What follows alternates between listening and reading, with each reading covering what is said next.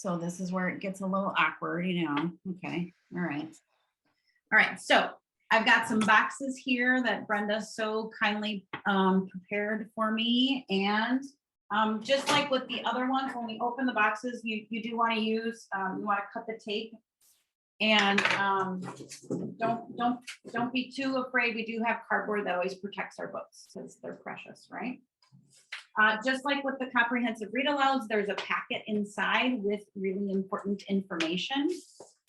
The information has your pack list. So on that pack list is the individual titles listed. It's very important for you, for district administrators to keep track of. We also have these in digital formats that we can share. Oftentimes administrators ask us to email those to them so that they have a copy. It's in a PDF. It's so yeah, we can always share those with them as well. And it lists each individual title. In addition, it directs people to the, oops, sorry guys, I unplugged apparently. In addition, it directs people to the website and the resources on the website. I will go over those today. It gives an example of a discussion guide, which I'll also go over. Exit slips, and then stickers. There's also stickers for people to put on their books. Yep. Bert, you got me trained well. All right, so I have over here then some bins that are different colors. I'm a color person. I want to separate my books by a color. So I have 1, 2, 3, 4, because the collection I'm going to show you today is the first grade cooperation. Because it's the beginning of the school year, we need to talk about cooperating, and we really want to start off with that one so that we can actually have a conversation. So I'm going to take my books, I'm going to separate them out. There's 6. Fortunately, a lot of them are already packed in 5s. And then there's my 6.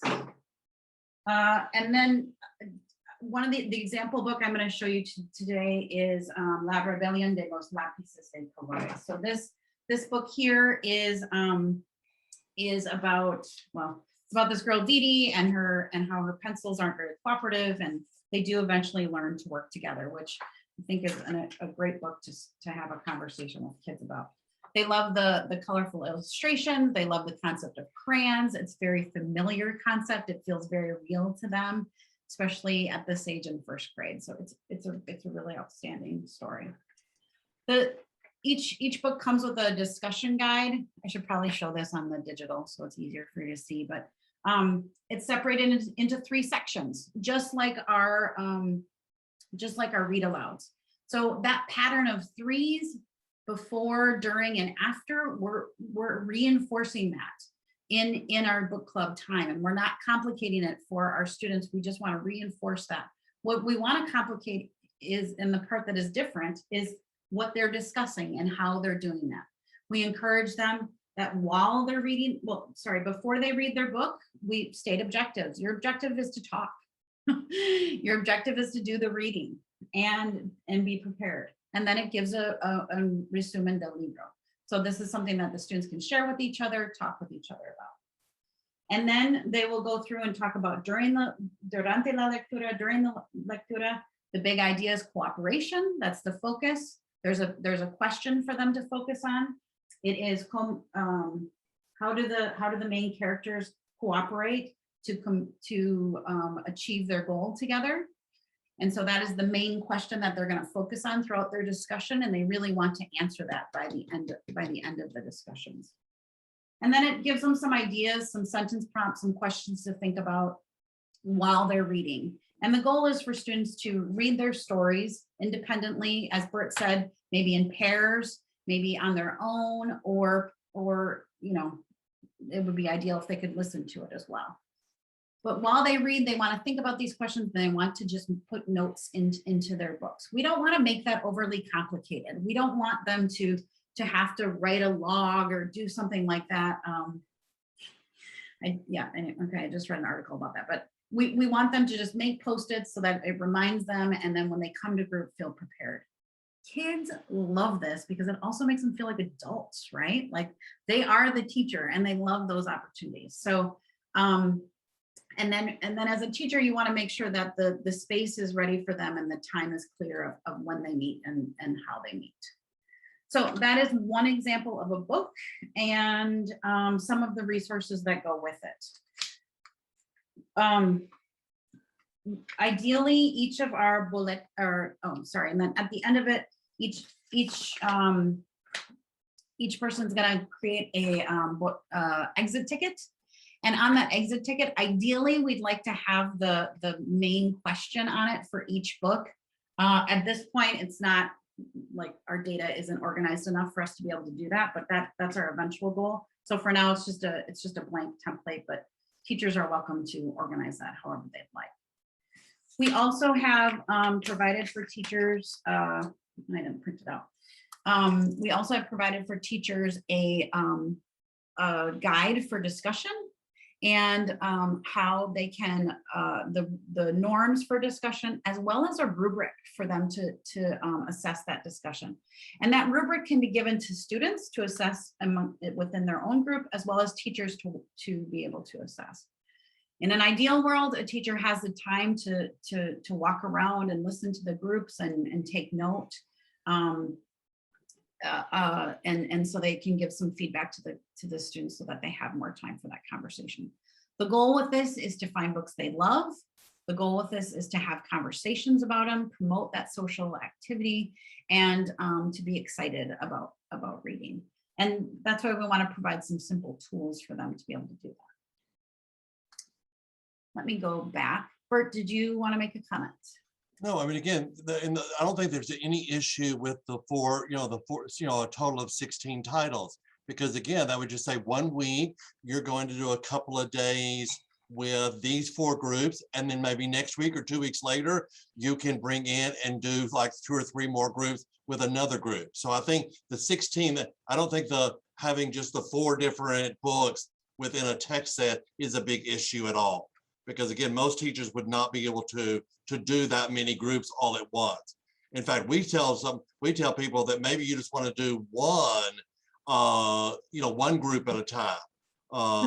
And so having 4, I don't think is an issue at all, because again, it's not going to be it's not an every day or every week kind of thing. We're going to spend a few, like this week we'll do, this group is not going to do guided reading for a couple of days or 3 days, and we'll do a book club with you all, and then another week later. So I think, and this could be, again, you're going to add more titles and more themes throughout the year and even next year, but I think the 4 themes with 4 books in each year is a great start. For first grade, and then it does increase as we move on. So, okay, great. Yep. So, is that on my next slide? Nope. Okay, so sorry, I didn't put it on my slide. So as we move on, there's more books within each theme. 4th and 5th grade have 5 themes, and within each there are 5 titles. So they increase as we move up. Let me show you that on the website.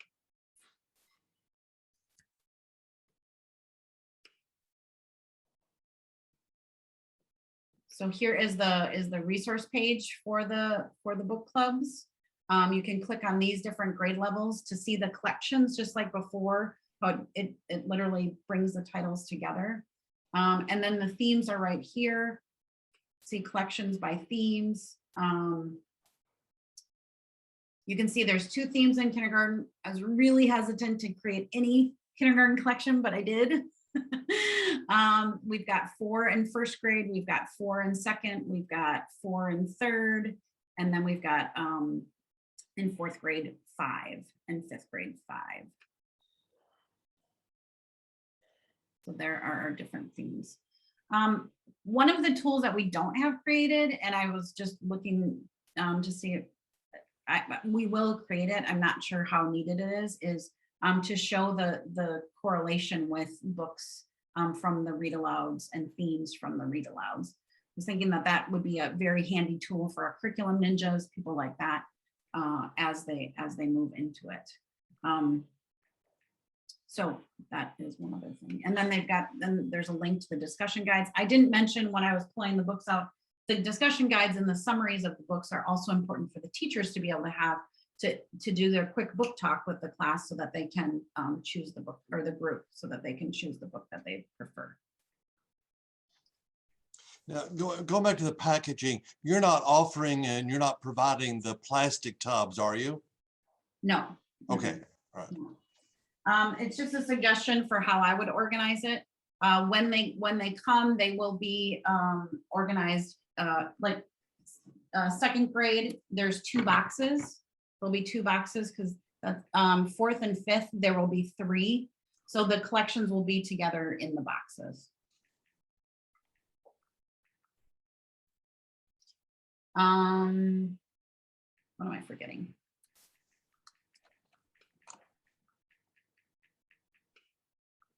So yeah, this is the basic outline of it. You can see here there's six copies of each title. There's a discussion guide. There's the conversation norms, and then there is an exit ticket. Yeah, that is the basics for them, and the resources available to teachers. As we move on, we will develop more tools, I'm sure. We'll have more suggestions. Our goal, like I also said, is to move this into the digital format so that we can also push out activities to the kids. Not necessarily for them to read the book digitally, perhaps, but also just to make sure that it's more in sync, as well as the audio option. You know, seeing that about the teacher guides and thing, Georgia Hurd, who's a professor at University of Michigan, is just asking for teachers to respond to a little survey or something, talking about looking at, using printed teacher materials, which has been the traditional things, and using online teaching support. And she's conducting a little study right now, was asking for people to respond to sort of the difference of looking at teacher support online versus printed teacher support. I think we'll find that teachers are very comfortable with the online support. Yeah, and as a matter of fact, Bert, what we found as well is they not only do they want the online support, but they also want it to be editable so that they can drop it into their Google Doc or their Seesaw or whatever online tool they're using. And even as people are back in person, they're still using those tools for independent work because it's incredibly efficient.